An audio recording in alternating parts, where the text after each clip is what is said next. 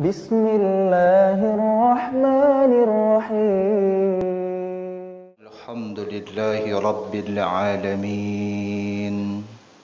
Hamdan kathiran tayyiban mubarakan fih. La nuhsi sana'an alayhi wa huwa asna ala nafsih. Abhaja bi'ibadatil jum'ati nufusana. Huwa Rabbuna wa Malikuna wa Ma'buduna la ilaha illa huwa Rahmanur Rahim.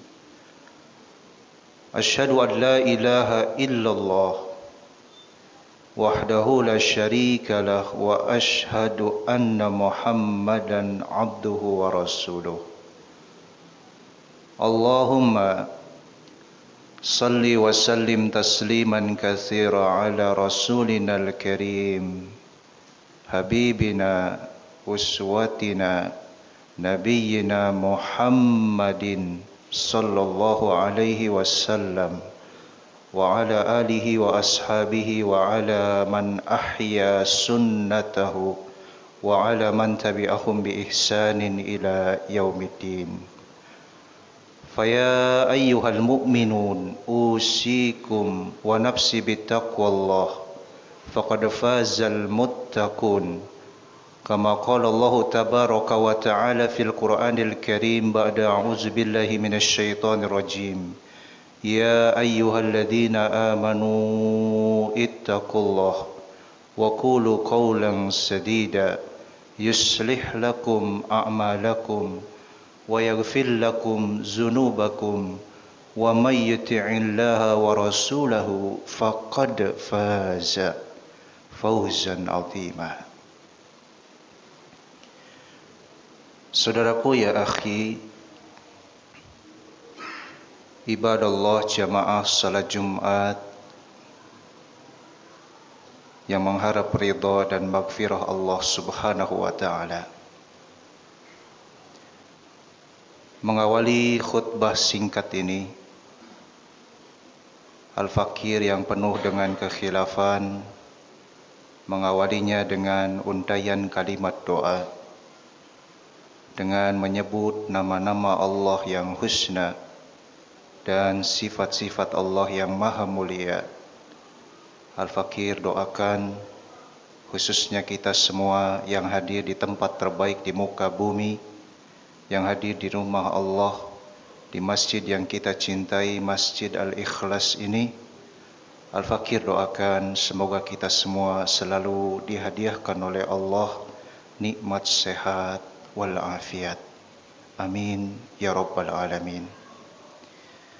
Saudaraku, tidak ada satu ungkapan rasa dan juga untayan kata yang rasanya paling indah untuk diungkapkan dari dalam hati kita dan diucapkan dari balik lisan kita ini, melainkan ungkapan rasa syukur kita kepada Allah dengan mengucap alhamdulillahi rabbil alamin.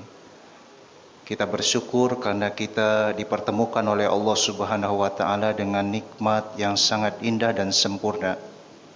Hari ini adalah hari yang agung, hari Jumat. Bahkan hari ini adalah hari Jumat pertama di bulan yang agung di dalam Islam, yaitu bulan Zulhijjah. Salah satu bulan yang memiliki keistimewaan di sisi Allah. Salah satu sebabnya karena ada dua ibadah yang disyariatkan oleh Allah di bulan ini. Yang pertama adalah ibadah haji. Yang kedua adalah ibadah kurban. Khusus untuk tahun ini ibadah haji ditiadakan karena adanya wabah COVID-19. Tapi untuk ibadah kurban, alhamdulillah Masjid Al-Ikhlas masih membuka bagi siapapun hamba Allah yang beriman, jamaah Masjid Al-Ikhlas yang ingin menunaikan ibadah kurban. Masjid Al-Ikhlas siap membantu. Silakan ambil peluang itu. Saya kebetulan imam rawatib di Semper Barat. Di sebelah sana ada lapangan futsal, ada pegadaian, masuk ke dalam ada SD 15, di situ saya mengabdi. menjadi imam rawatib. Keputusan DKM untuk tahun ini ibadah kurban tidak diadakan di masjid, tapi dihimbau di rumah. Apa ilat sebabnya? Wabah pandemi. Wabah pandemi itu salah satu faktor penyebarannya adalah pengumpulan orang, berkumpulnya banyak orang. Tapi Masya Allah di sini pengurus siap berjihad membantu. Silakan sambut itu. Kata Aisyah Ummul Mukminin, tidak ada satu amalan yang paling dicintai oleh Allah di hari Idul Adha itu melainkan seorang hamba Allah yang beriman yang mengucurkan darah, menyembelih hewan kurban. Salah satu keistimewaan bulan Zulhijjah adalah adanya ibadah kurban. Ibadah kurban itulah yang akan menjadi jaminan bagi setiap hamba Allah yang ikhlas, yang mau berkurban atas nama Allah Subhanahu wa taala, niat atas nama Allah yang akan dijamin oleh Allah dengan surga. Sambut itu.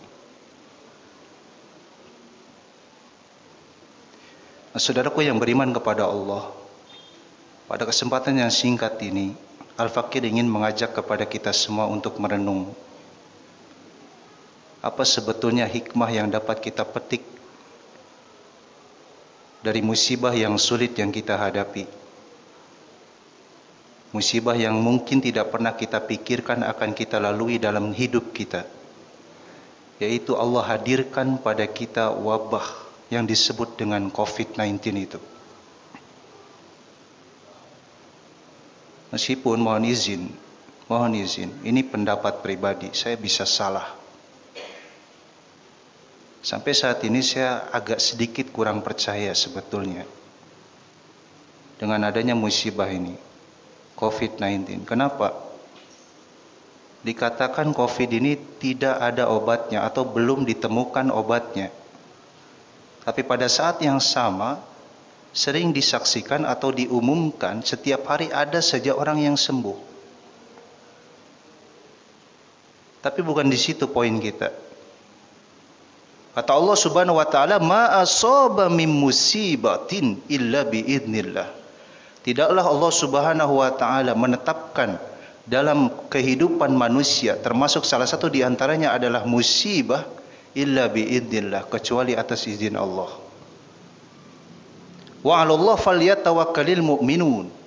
Dan salah satu sikap terbaik yang dapat dihadirkan oleh seorang hamba Allah yang beriman ketika mereka berhadapan dengan musibah yang Allah tetapkan adalah bertawakal, bersabar, tetap semangat di dalam beribadah kepada Allah, tidak putus asa. Makanya COVID ini mengajarkan kepada kita beberapa hikmah. Yang pertama adalah al-ihtimam 'alan nadhafah. COVID ini mengajarkan kepada kita tentang pentingnya memperhatikan kebersihan, ya akhi. Ketika berbicara kebersihan, dia mencakup dua hal. Nadhafatun nafs, bersih jiwa, bersih hati, bersih pikiran. Ketika berbicara tentang bersih ini, bersih hati, bersih jiwa, bersih pikiran, maka dia erat kaitannya dengan ketakwaan. Dan ketika berbicara tentang takwa, Allah Subhanahu wa taala sangat tegas dalam Al-Qur'an, bahkan sering diulang-ulang oleh setiap ustadz yang berdiri di mimbar ini setiap hari Jumat. Ya ayyuhalladzina amanu ittaqullaha haqqa tuqatih. Ketika berbicara takwa, bertakwalah kamu kepada Allah itu dengan sebenar-benarnya takwa. Wala tamutunna illa wa antum muslimun. Jangan sekali-kali kalian kembali kepada Allah kecuali dalam keadaan Islam. Hidup itu untuk mereduksi husnul khatimah, mempersiapkan untuk kembali kepada Allah dengan husnul khatimah. Makanya kalau kita ingin menjadi orang yang bersih hatinya, bersih pikirannya, lapang dada kita, berusahalah untuk menjadi orang-orang yang mengamalkan nilai-nilai takwa dalam hidup, ya akhi. Yang kedua, al-ihtimam 'alan nadhafatil jismi, memperhatikan kebersihan fisik.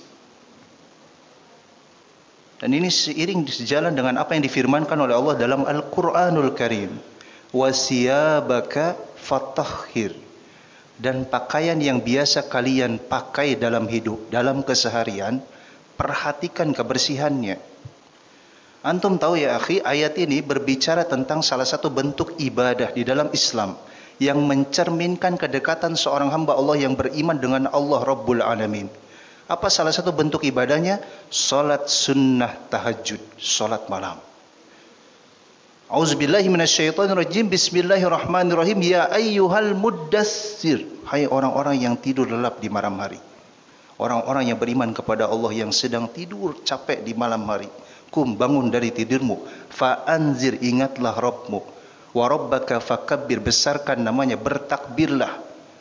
Wa siyabaka fatahhir, dan pakaian yang kalian kenakan bersihkan, jaga kebersihannya. Artinya salah satu keistimewaan untuk meraih, atau salah satu cara untuk meraih keistimewaan ibadah sholat malam, sholat sunnah tahajud, dimulai dari kebersihan. Termasuk ibadah yang sekarang kita tunaikan, ibadah Jumat. Di dalam hadis yang diriwayatkan oleh Imam Bukhari nomor 883, Nabi SAW bersabda, tidaklah seseorang yang bersuci, membersihkan fisiknya, menjaga diri dari hal-hal yang tidak disucikan, dari hal-hal yang hadas. Dalam bahasa terjemahan yang umum, siapa yang mandi di hari Jumat, lalu kemudian dia mengenakan pakaian terbaik, berusaha mengenakan wewangian terbaik, lalu berangkat menuju masjid, sampai di masjid tidak berusaha untuk melangkahi saudaranya yang sudah ada di dalam masjid. Artinya sunnah Jumat itu adalah bagi yang mereka datang duluan, sunnahnya duduk di saf terdepan. Lalu masuk ke dalam masjid, sholat tahiyatul masjid. Ketika khutbah, lalu dia khusyuk mendengarkan khutbah, diam, tidak berbicara. Illa ghufira lahu ma bainahu wa bainal jum'atal ukhra. Tidaklah orang yang menunaikan ibadah Jumat seperti ini kecuali akan diampuni oleh Allah kesalahannya. Dimulai dari ibadah Jumat itu, selesai menunaikan ibadah Jumat itu, sampai bertemu dengan Jumat berikutnya. Ibadah Jumat saja untuk meraih keistimewaannya dimulai dari toharoh, menjaga kebersihan, mempraktekkan kebersihan. Makanya orang yang beriman kepada Allah itu ya akhi, yang beriman kepada Allah tidak boleh jorok. Itu poinnya.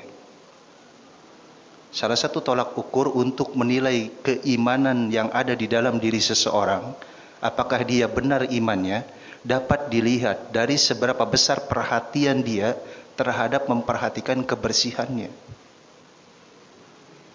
Begitu. Yang kedua, musibah ini akhi yang beriman kepada Allah Subhanahu wa taala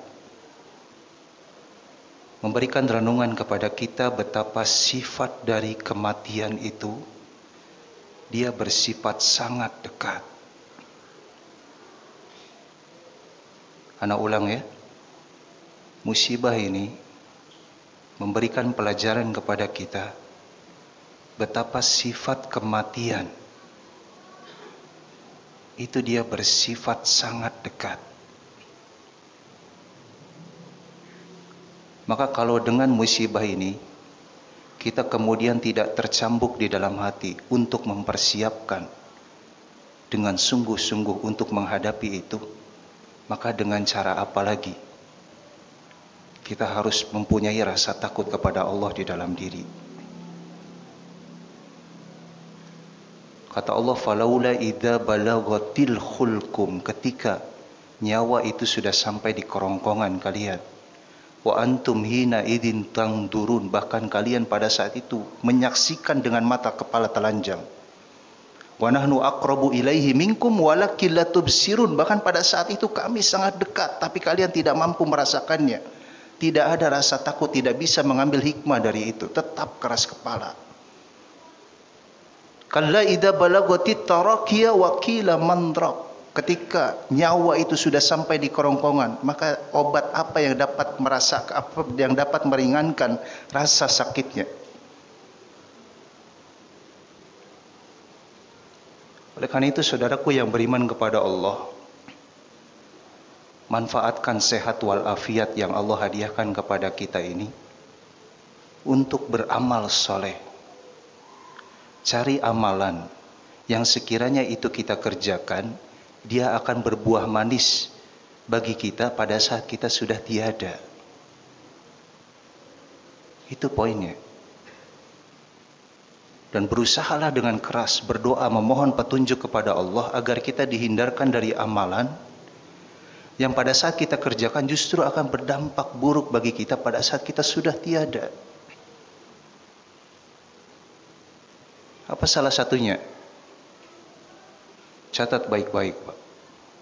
Yang pertama, kita jarang sekali menyempurnakan istinja. Ini erat kaitannya dengan kebersihan. Salah satu nikmat yang Allah hadiahkan kepada kita itu adalah nikmat air.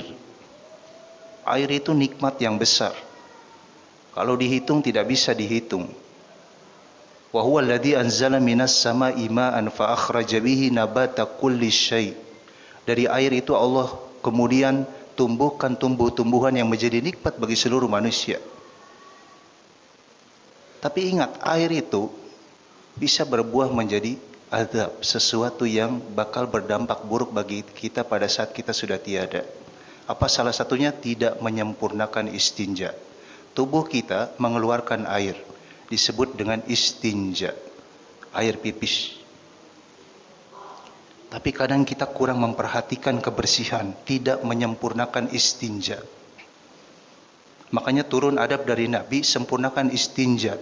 Adabnya adalah pada saat beristinja usahakan duduk. Akhiri dengan berdaham, tujuannya untuk mengeluarkan sisa dari istinja yang tidak bisa keluar. Dan tidak dianjurkan bagi seorang hamba Allah yang beriman kepada Allah beristinja sambil berdiri. Kenapa? Dari sudut ilmu kesehatan, orang yang beristinja pipis berdiri itu, dari sudut pandang kesehatan dia telah sengaja mempompa jantungnya lebih keras, sehingga pada saat yang sama istinjanya tidak sempurna. Tapi kadang-kadang kita sudah merasa sempurna, sudah keluar semua, tapi pada saat kain dinaikkan ke atas, biasanya tidak sadar keluar sisanya, menempel pada kain yang kita kenakan. Celakanya kain itu pada saat yang sama kita gunakan untuk menunaikan ibadah sholat. Yang kedua, orang yang beristinja dalam keadaan berdiri pada saat airnya keluar, lalu kemudian menyentuh dalam lantai, kadang-kadang dia menciprat. Bisa sampai kena mata kaki, bisa ke atas lagi, bisa lebih daripada itu. Celakanya kain yang terkena cipratan itu lalu kemudian digunakan untuk menunaikan ibadah sholat. Bagaimana nilai sholatnya? Jangankan pada perkara seperti itu. Hadis Nabi, la sholata liman la wudu'a lahu. Tidak sah sholat seseorang bagi mereka yang berwudu. Ada seorang hamba Allah yang berwudu, tapi karena wudunya menyebabkan dia tidak meraih sah dalam ibadah sholat. Apa sebabnya? Wudunya tidak sempurna. Apalagi kemudian kita menduga-duga pada saat beristinja, lalu kemudian kita tidak sempurnakan. Sering kita lalu kemudian mengucapkan, sudahlah, Allah subhanahu wa ta'ala lebih tahu bagaimana keadaan hambanya. Padahal adab kebersihan di dalam Islam sudah diatur, termasuk dari bagian istinja itu tadi. Jadi bersih itu penting. Seorang hamba Allah yang beriman tidak boleh sembarangan di dalam memperhatikan kebersihan. Yang terakhir, salah satu perkara yang harus kita hindari agar kita meraih kebahagiaan pada saat kita kembali kepada Allah, pada saat ajal datang kepada kita, adalah hindarilah perkara yang tidak bermanfaat. Apa di antaranya? Terlalu banyak hutang, ad-dain. Ada satu ungkapan ya, akhi. Mungkin kita di sini juga sering mengucapkan, orang yang akhiratnya dapat, dunianya dapat. Utamakan akhirat, nanti dunia ngikutin. Kita pernah mengucapkan itu. Tapi tidak sedikit orang yang kemudian menyanggah pendapat ini. Belum tentu, Ustaz. Ada orang yang sholatnya bagus, bahkan baca Quran dijaga, bahkan dia hafal Al-Quran, sering menghafal Al-Quran, sering saum sunnah, Senin Kamis, bahkan sampai saum Daud, sehari puasa, sehari tidak. Tapi kok rumah masih ngontrak, Ustaz? Perhatikan ya mindset kita itu. Jangan selalu beranggapan orang yang memperhatikan ibadah, fokus beribadah dalam hidup, dia pasti kaya. Nilai kesuksesannya bukan di situ. Boleh jadi menurut pandangan kita dia masih ngontrak. Tapi pada saat yang sama hati dia selalu ikhlas, selalu ridho dengan rizki yang Allah hadiahkan kepada kita. Bukankah itu bagian dari kenikmatan dunia? Boleh jadi dalam pandangan kita dia masih ngontrak. Tapi pada saat yang sama ketika dia pulang ke rumah bertemu dengan istrinya, menghadiahkan sebagian rizki yang Allah hadiahkan kepada dia untuk dihadiahkan kepada istrinya, istrinya selalu menerima, selalu ridho menerima penghasilan yang diberikan oleh dia kepada istrinya. Bukankah itu bagian dari kenikmatan dunia? Boleh jadi dia masih ngontrak, tapi pikirannya tidak dirungsingkan dengan perkara-perkara riba. Bukankah itu bagian dari kenikmatan dunia? Boleh jadi dia masih ngontrak, tapi pada saat yang sama pikirannya terbebas dari hutang. Yang terkadang orang banyak hutang itu sulit tidur di malam hari. Bukankah itu bagian dari kenikmatan dan kesuksesan dunia? Makanya salah satu ciri orang yang hidupnya berkah, ya akhi, catat ya, itu adalah ketika dia hidup, menjalani hidup, lalu kemudian dia tidak memiliki hutang. Tapi sekarang kita hidup di zaman yang serba materialistik. Jangankan orang yang kaya, orang yang belum kaya saja terkadang dipaksa untuk hutang.